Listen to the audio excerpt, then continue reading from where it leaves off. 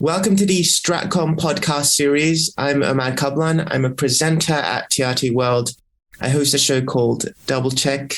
Today we'll be talking about communication strategies in film and television. Joining me is Dr. Lauren Rosewarne, who's an associate professor in the School of Social and Political Sciences at the University of Melbourne in Australia. And she currently teaches in the areas of political science, gender studies, and comments on a wide variety of topics, including gender, sexuality, politics, public policy, social media, pop culture, and technology. Lauren, thanks so much for joining us. Thank you so much for having me. At Stratcom, we're talking about strategic communications. And when we look at pop culture, when we look at film and television, there are always in the reviews talk about how film and television sends messages to a larger audience. These messages could be political, could be ethical, or could be about other issues. Can you open this up a little bit? They're really messaging. Yeah, it's a complicated issue because it assumes power on the part of the media. And it also assumes intentionality. And I think both of those concepts need to be unpacked. So if you look at the history of media studies and studies about impact of the media, and I'm not going to give you a potted history, but in early studies on the media were looking at proposing a kind of hypodermic syringe model. The idea was that if an audience watched something, it was enormously influential on them. Shortly thereafter, that theory was really debunked. It was really assumed that that kind of influence only works in totalitarian regimes where, there's a very strong control of the media, usually by the government. But when you start having audiences consuming different sorts of media, more than one type, the idea of any one type having disproportionate influence is weakened. And I think now, if you flash forward hundreds of years, we're getting so much media from so many different sources that the idea of one specific type of media or one film or one television show having a huge amount of influence on us, I think that's a high level exaggeration. So firstly, I would say, and I'd put that idea to rest, that I don't think the media has enormous influence on our ethics, our politics, etc., at least not singular items of media. Now, the other part is also assuming that, and this is something I often see in reviews and cultural commentary, is somehow the idea of media makers, content creators, imparting certain messages in the media. Now, that's often an interpretation from the audience or an interpretation from someone writing a commentary piece, but it's not necessarily the intention of the manufacturer. Most media that we consume is commercial in nature. It's made to make money. And therefore, I think we need to keep that firmly in mind. And this is something I've written a lot about. We tend to assume that it's there for, social engineering purposes, when primarily the film and television that most of us watch is actually there to make money for the studio that produced it. So one story that I was recently reporting was how Hollywood gets funded and sponsored by the US military, by the Pentagon. And, one of the revelations of that story was that in many of those movies produced in Hollywood, there was a lot of kind of, tones that would support the US military. This element exists, right? Yeah, and I've certainly written about this myself. I mean, we know that after 9/11 that there were high-level meetings between studios and the White House to talk about messaging, for example. Now, if you look at a lot of the films made in the 1980s, during the Reagan administration, many of which got funding from the government, or at least funding from military arms of the government. They were very pro-America, patriotic, high-level, pro-military type narratives. Now, again, though, these are not, it's not common in the sense that,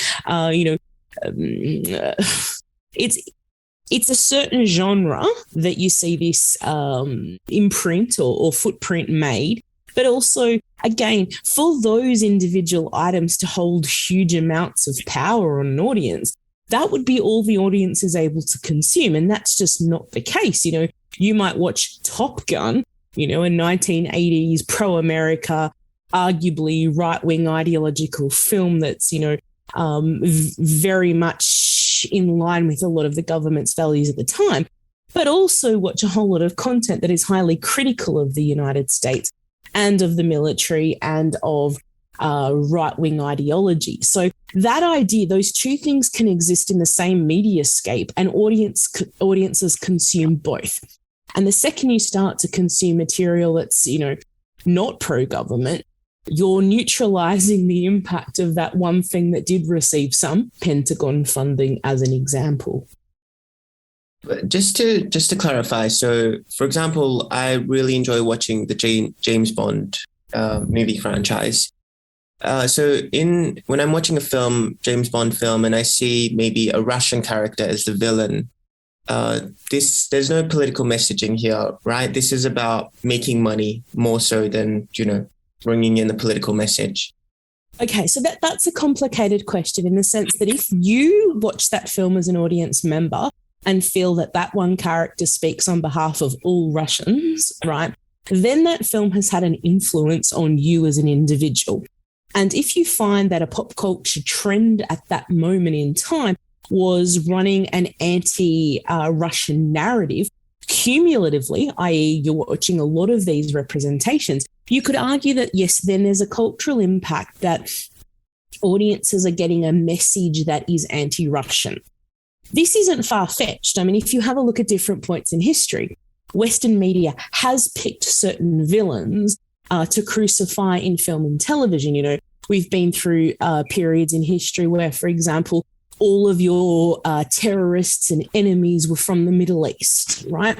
And at different junctures in history, Western media has pointed to different kinds of ethnicities. We'll use that as an example right now, as villains. And that, if it's done repeatedly, not just in one Bond film, but through a lot of media, there is the capacity for audiences to interpret that as not only a stereotype, but potentially telling some sort of truth.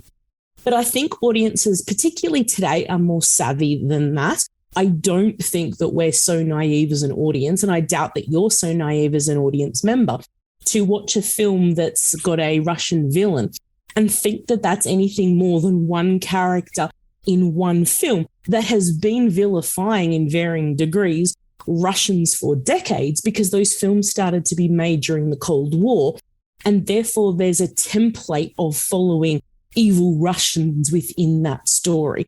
Now, whether there's an actual agenda on the part of the filmmakers, there quite possibly is, in the sense that, again, go back to the origins of the Bond characters. That's not, though, a government agenda so much as doing, you know, quote unquote, justice to the books that the films are based on, or at least that the character is based on, and honouring that legacy. And that legacy, particularly for Bond, is incredibly important. As you'd aware, every single year there's conversations. Can we have a black Bond? Can we have a female Bond? And the reason that there's always resistance is because that particular character has a long legacy, and that legacy includes, for example, Russian villains. Okay. But just one thing you mentioned, the idea of if this happens repetitively and continuously throughout various genre in film and television. So if one particular group is, say, vilified within various genres, various films, various TV shows, at that point, do you think it would become problematic because it would become psychologically pushing forward a message at that point? Or do you think it's still not going to have an impact on what society thinks about, you know, the targeted or the vilified community? I think it has more impact than one film that has that message, right? If you see, you know, many films released in a year, or many television shows released in a year or in a period of a few years, I think audiences do potentially have the capacity to draw together some conclusions about, for example, a Russian agenda or a Chinese agenda. That the impact of that message is watered down because that's not all the audience is consuming, right? Those films, even if you just watch that Bond film or films of that genre and see constant portrayals of Russian villains or constant portrayals of Chinese villains, you're also watching other media. You're also watching news, and hopefully you're also reading. And I think that that's part of the beauty, if you like, of the mediascape today, is that individual media items, even if they have similar messages, hold less weight for the audience because there is so many other places you can get a counter view to that message that's being put forward. Therefore, there's a balance for audiences. It's not a perfect balance.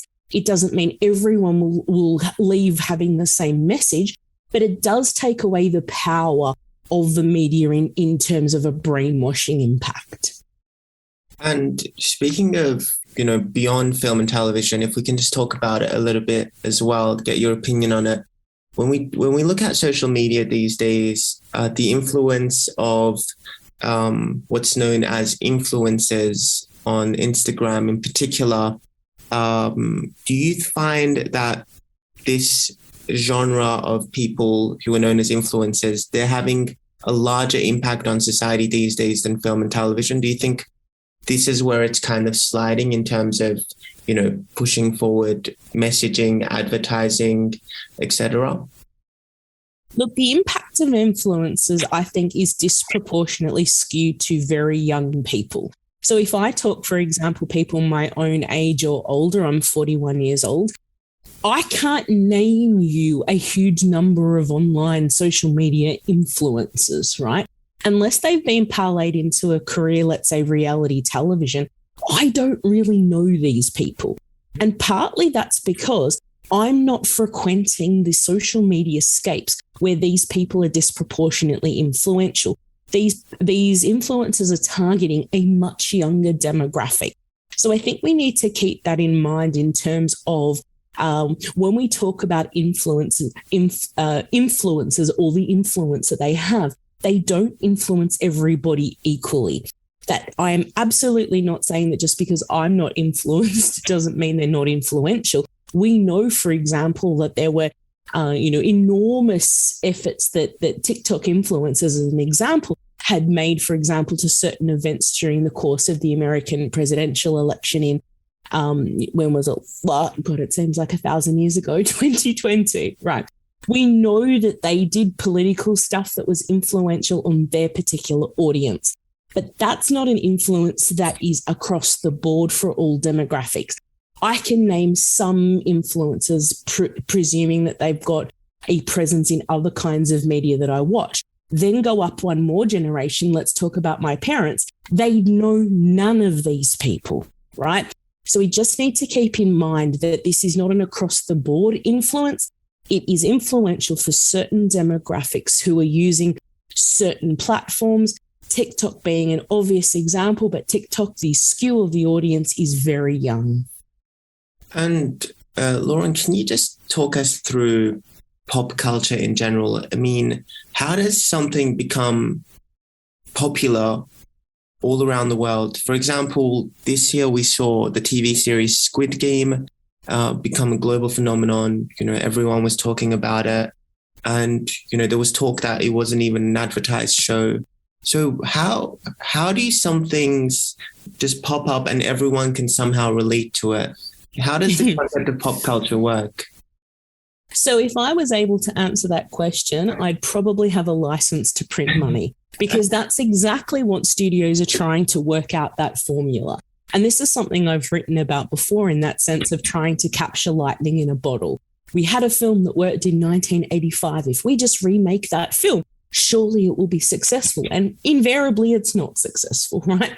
Sometimes there is just a convergence of elements that make for a successful moment. For example, why was Tiger King such a moment, at the start of the pandemic? Why was everyone watching this ridiculous docuseries about some weird people who were raising or abusing animals, right?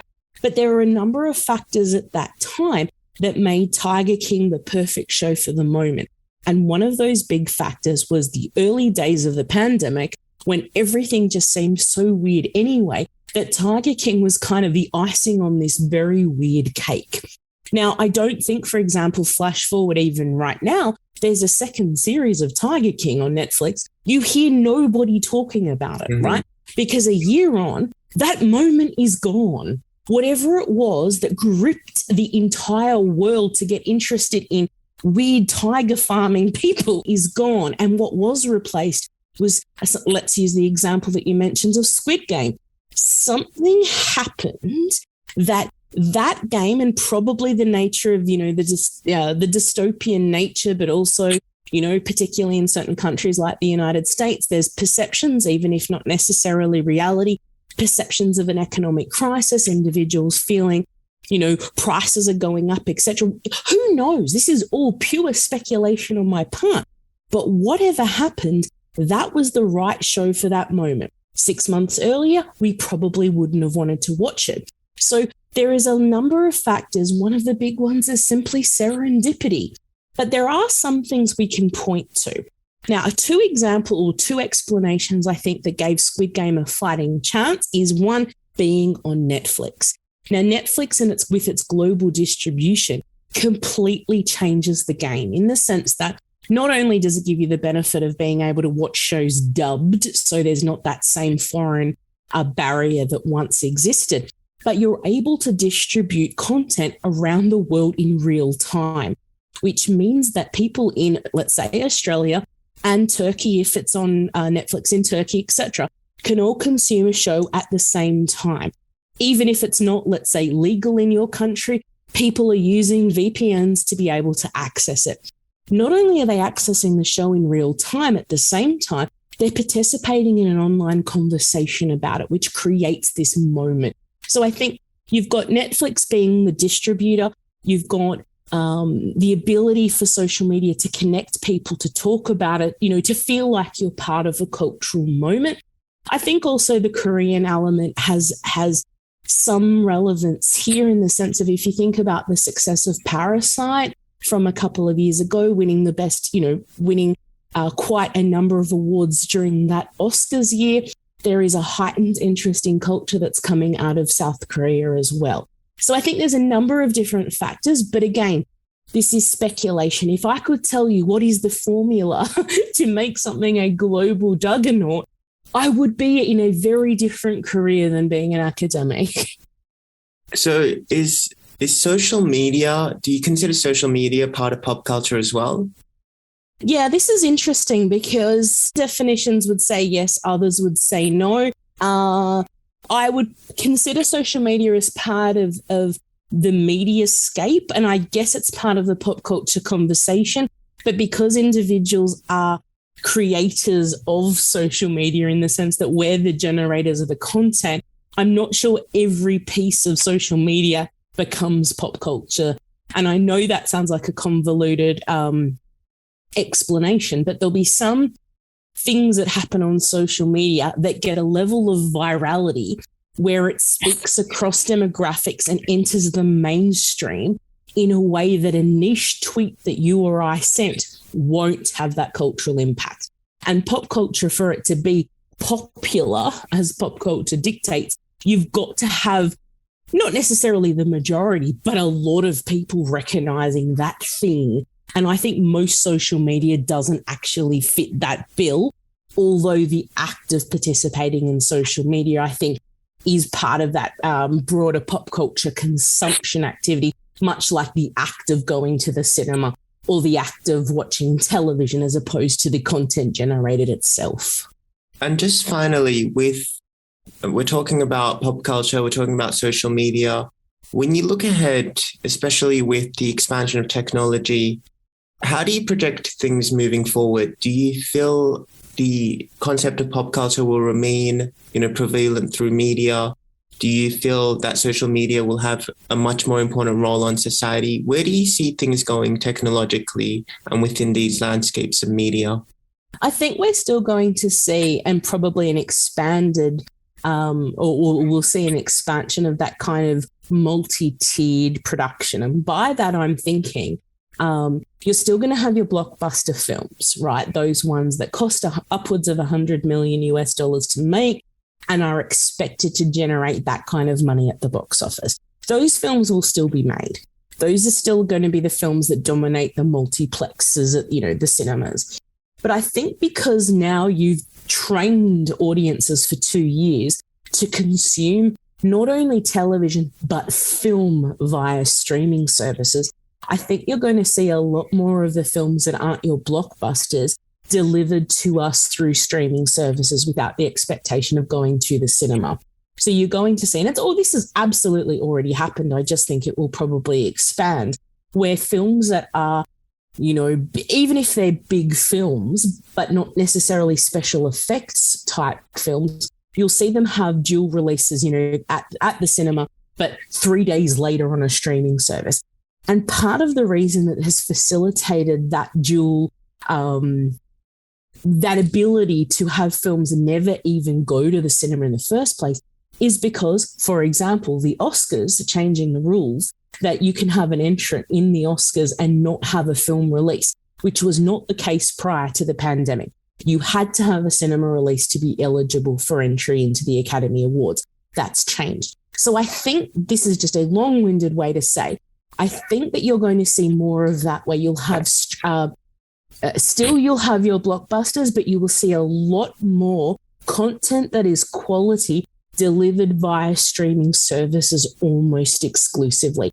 And what that does, though, is give a fighting chance to smaller productions, Squid Game being a very good example. This is a Hollywood money production, but because it's being delivered through the exact same channels as other kind of more expensive, glossy US productions, it has the capacity to compete for that kind of audience, with the possibility of becoming that sort of global phenomena in the way Squid Game did, that couldn't have been predicted before streaming services. Lauren Rosewarne, thank you so much for joining the Stratcom podcast. It was very informative. Thank you so much for having me.